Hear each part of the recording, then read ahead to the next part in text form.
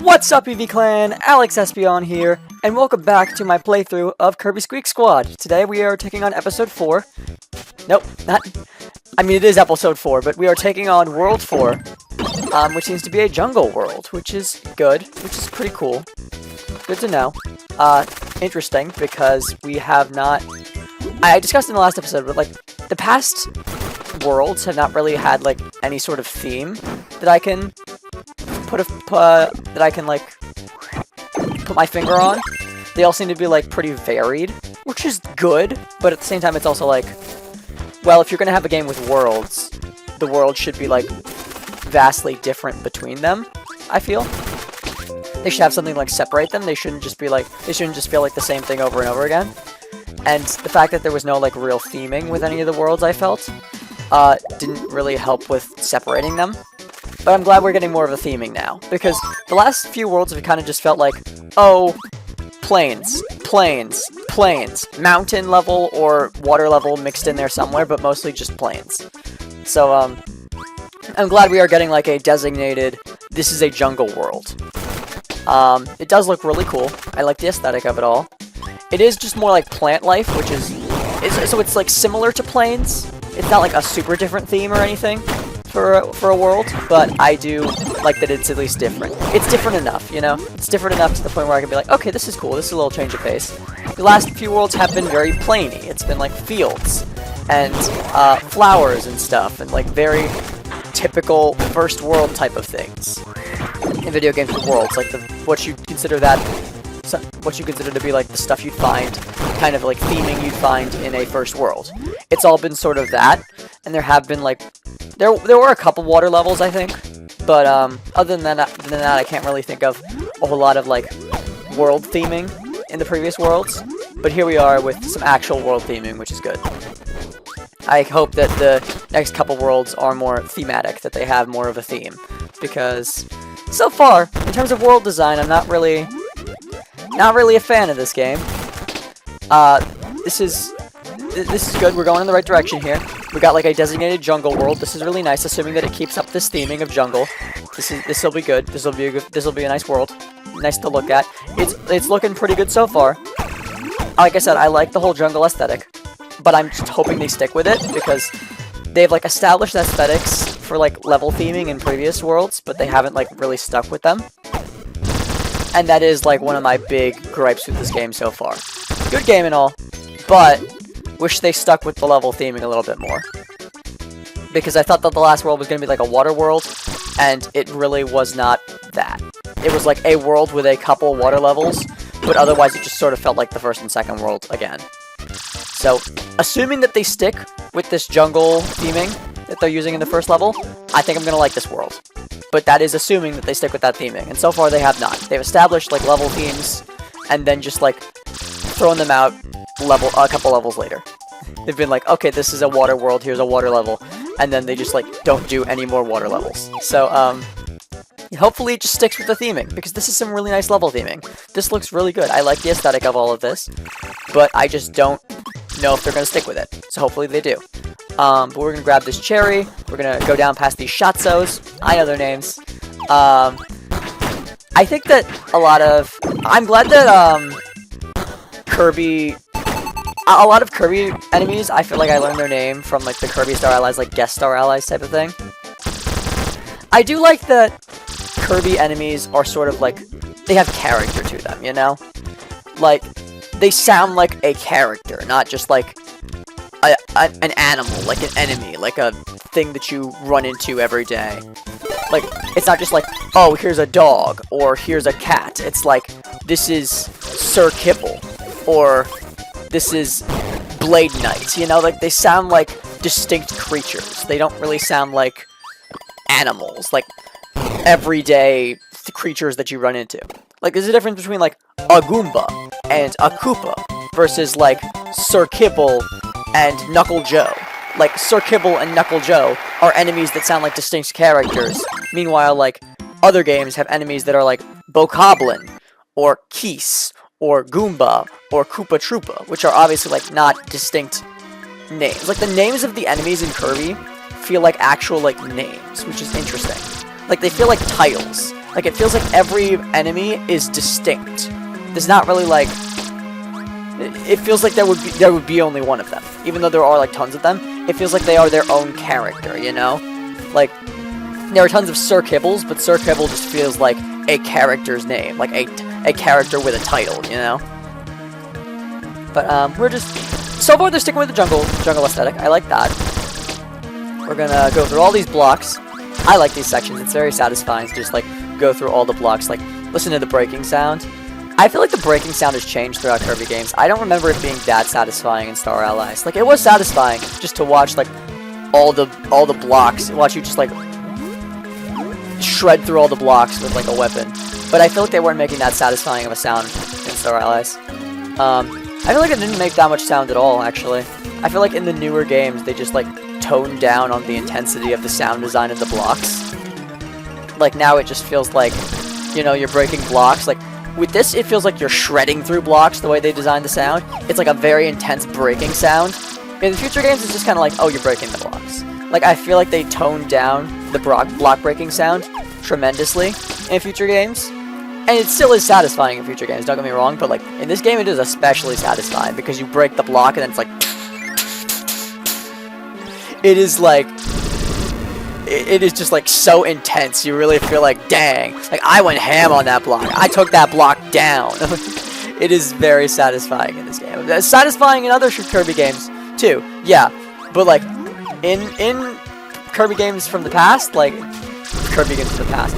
In, like, older Kirby games, even more satisfying. Satisfying even more so. But, we are continuing with this, fire aesthetic, it seems. And I don't know why they didn't bring this back in future Kirby games. This is actually really cool, because you hit the lantern and it, like, lights everything around it on fire. I mean, it is kind of odd that, like, they would give you an item in order to light a fire when Kirby just has fire ability.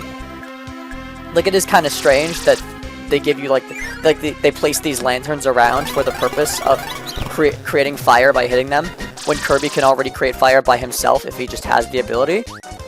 So, like, I'm wondering, like, if you had a fire ability in that moment, would that serve the same purpose, or would you still need to use the lantern? You know, like, could I still burn through all that stuff if I didn't have the lantern, if I had a fire ability? This is gonna get angry, because I know, okay, yeah, with the fat guy, every time if I hit him while he was down, he would get angry, and then he would be, like, even stronger. That guy didn't really get angry, he just kind of died, which is unfortunate, but, works out for me, because I got the chest. Yeah, that's how he was in front of me. That guy is, like, fast, but he's not super, like... He's fast, like, he's speedy. He can move quickly, but he doesn't. Like, he just chooses not to. He chooses to, like, stop every once in a while. And when he stops, that sort of gives you an opportunity to catch up with him. And if you're ahead of him already, then obviously, like, if he's stopping, that just makes you, like, get extra ahead. So, yeah, he's not slow at all. He's actually, like, pretty fast. The problem is that he just keeps stopping. Like, he is the one slowing himself down by choosing to stop as often as he does. Stops to do whatever the heck he's doing. I don't know what he's doing. I don't know what's going through his head. Oh, okay, there's spikes coming out of the ground behind me. That's a cool effect. We can't go down through here. So we gotta go up. That leads one direction. That one direction is up. Okay. And now everything is turning to water. This is really cool. Okay, so we are sticking with the jungle theme. 3 levels in, we're sticking with the jungle theme. That's nice. This is like a jungle ruins, which is very cool. Obviously, we did get some water in there, but we're not necessarily doing like a water level just yet. We're still on the jungle theme. It's just like water has been incorporated because it's like a jungle temple with like a water trap in it. I don't know, like, if the water was... I say water trap. It was probably designed as a trap, right? Like, why else would the place flood with water? Like, usually in movies where it's like... In movies and like video games where you're like raiding temples... Well, you're raiding temples. You wouldn't be raiding temples if you were watching a movie. But like video games depicting like raiding temples, video games and movies depicting raiding temples, I feel like often like the room flooding with water is a bad thing. Like that's depicted as like a trap of sorts. Like, okay, oh no, you're gonna drown. You're trapped in a room and it's flooding with water. But like in that case, the room flooding with water actually benefited me because it like sent me flying out of the room, and it was a really cool like swimming section, like really fast paced, really energetic and fun. We're gonna drop down here, get this chest, go through this door. Bada bing, bada boom, order of operations, and it seems there were multiple paths that we could take to get there, which checks out because there were multiple doors that we could have taken in that one room. So I don't know if any of these are gonna kill me when I launch, if I like launch the wrong way. Because there is like a level like that in Kirby and the Amazing Mirror, where you like have to avoid launching yourselves into spikes, like cannons are turning, and then you have to like not launch into spikes. You have to like press A to launch at the right time, so that you don't go flying into spikes. I feel like that's a thing, that's the sort of thing in like a lot of Kirby games, where you have to like press A at the right time in a cannon. But that's the only game I can think of where it's really like, where they do like the spike thing. Like there are spikes all around you to like launch in a certain direction, otherwise you're going to get hit by spikes. You're going to launch yourself into spikes. Like, I don't know. I can recall a lot of times where you needed to like time shooting yourself out of a cannon in Kirby. Can't recall a lot of times where it's like involved spikes. And I especially cannot think of any time when you needed to shoot yourself out of a cannon in Kirby, where there's spikes all around you, and like literally every direction you shoot will fire you into spikes except for one.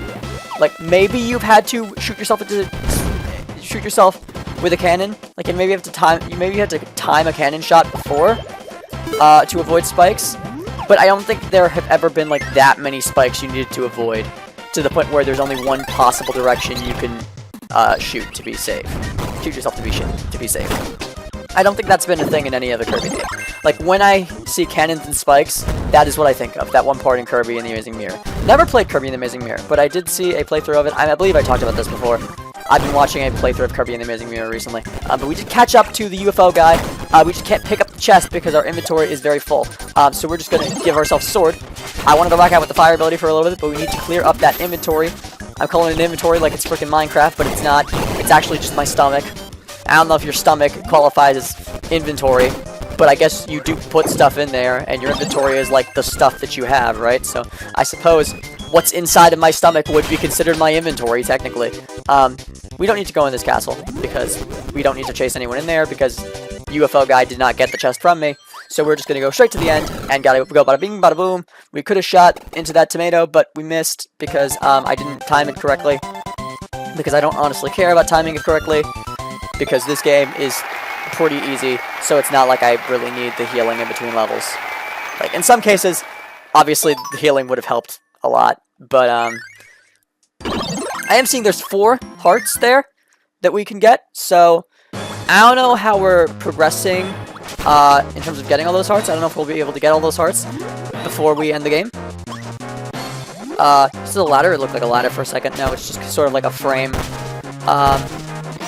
See, I don't know if we're going to be able to get all the hearts before we get through the entire game, because I don't really know necessarily where we are in this game. We have like half the maximum heart upgrades, and I don't know if we're halfway through the game, because if we're halfway through the game and we have half the maximum heart upgrades, then obviously we're on good pace.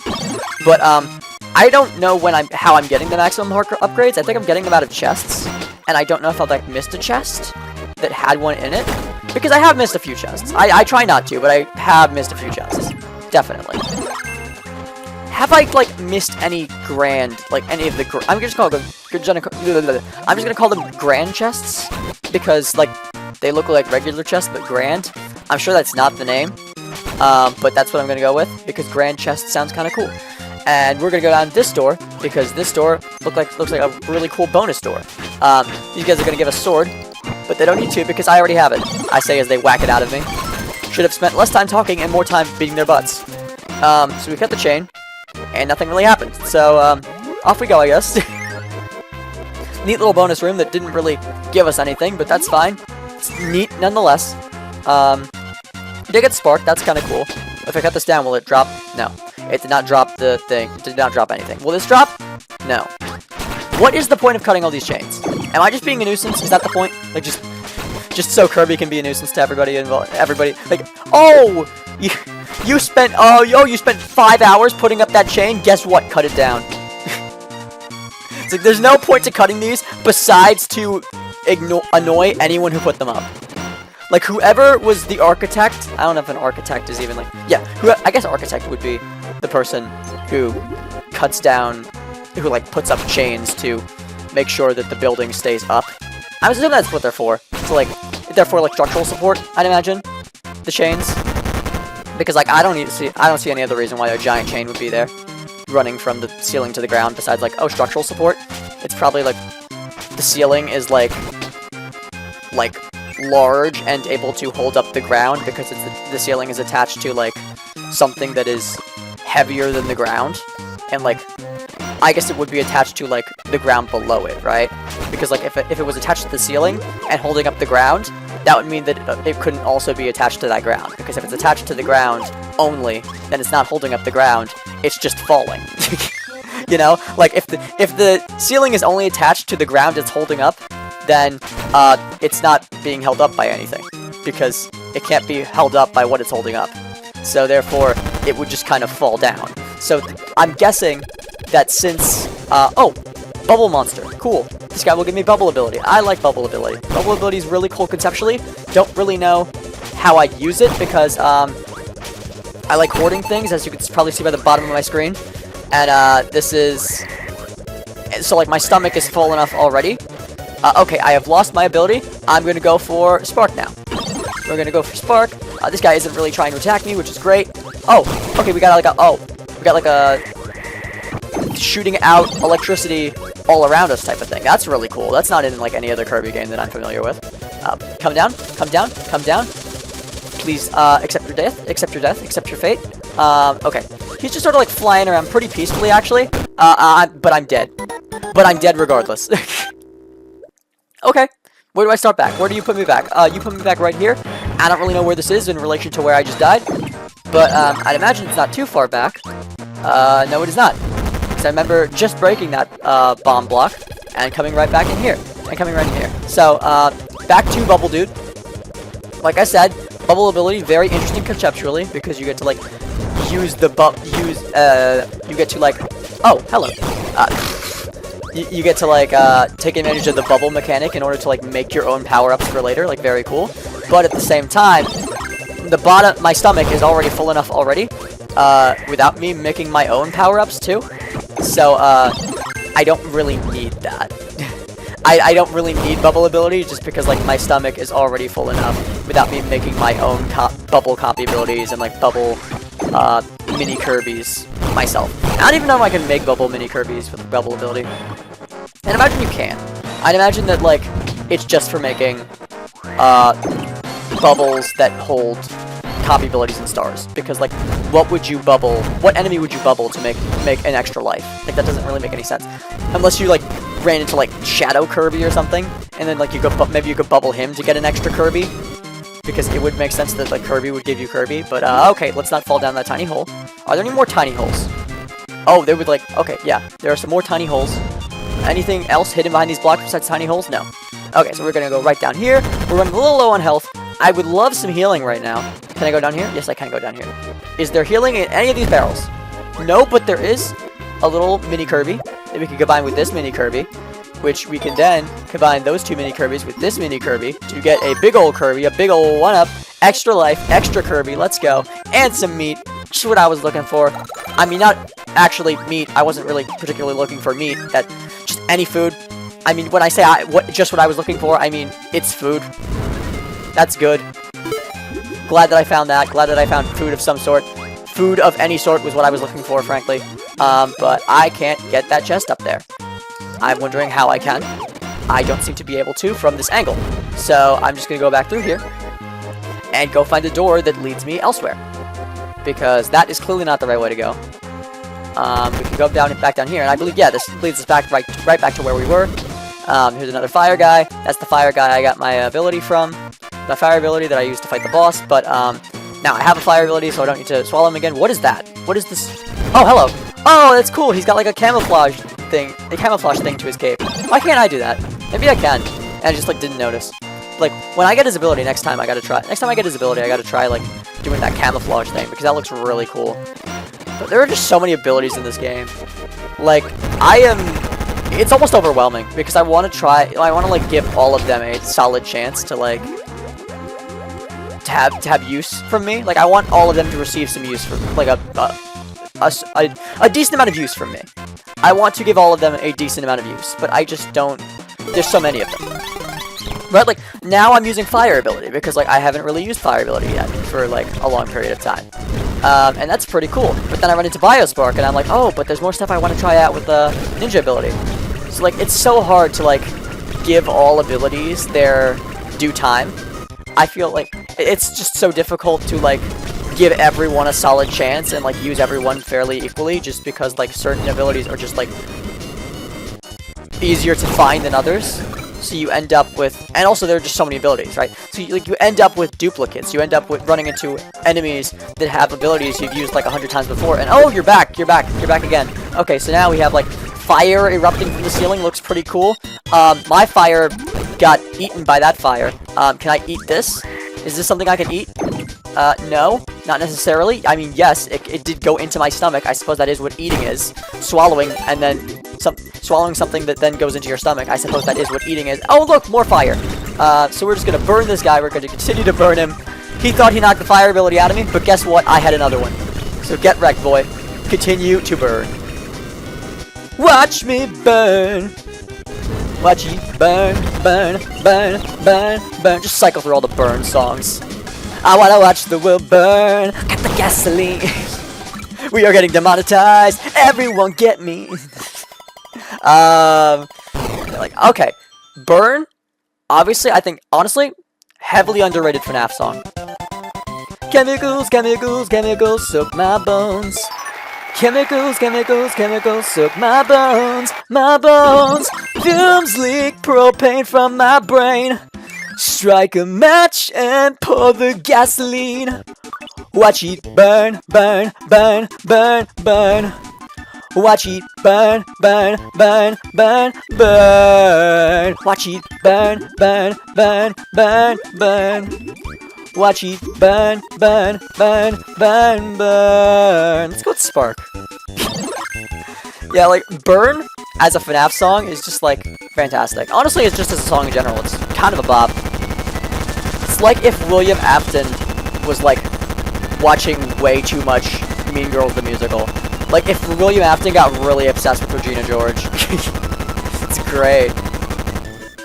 Oh, and that chest is gone. But we did get Spark.